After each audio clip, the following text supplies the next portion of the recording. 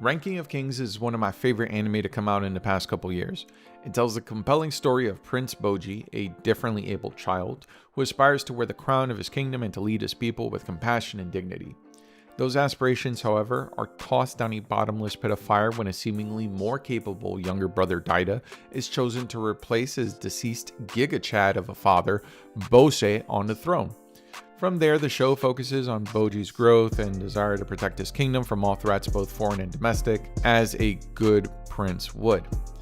At its core, the show makes no effort to break ground and instead tells a conventional underdog story set in a fantasy world, which has become fairly uncommon in terms of settings as of late if you exclude anything that can be considered an isekai. Still, I think it's real fucking good, and a lot of people seem to agree, so you should probably go watch it. So why am I breaking a multi-year hiatus to talk about a show that is generally viewed positively by the community at large?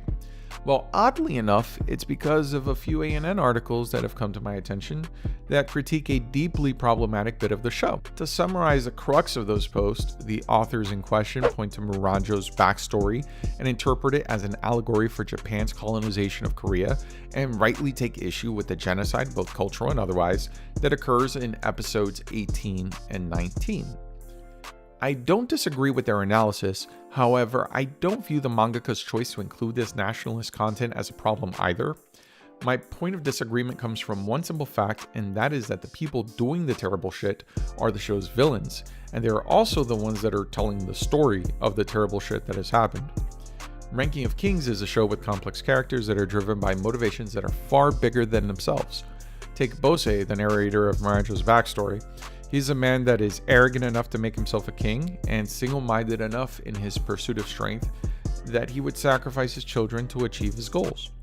So why should we believe his interpretation of the events from the past? In his mind, he may perceive his efforts in Yakuza, the stand-in for Korea, to be well-meaning and altruistic. Imperialists seldom view themselves as anything other than that.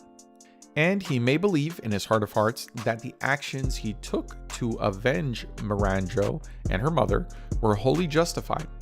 But the onus to trust someone who has been proven to be deceitful since episode 1, mind you, is entirely on the viewer. It's the whole death of the author thing all over again. In my view, Bojji is an unreliable narrator who may be painting a truthful story in broad strokes, but whose details need to be scrutinized and have to be taken with a grain of salt. I don't think anyone would argue that nationalism isn't a fairly common theme in Japanese media.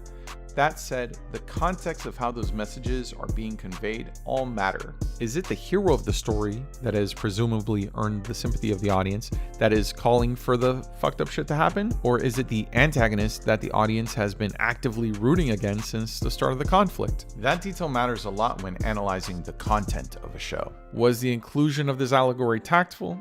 Absolutely not. The mangaka could have probably come up with another way to make Miranjo's backstory tragic that didn't carry this much baggage. That said, I don't think this is as egregious as the article is making it out to be.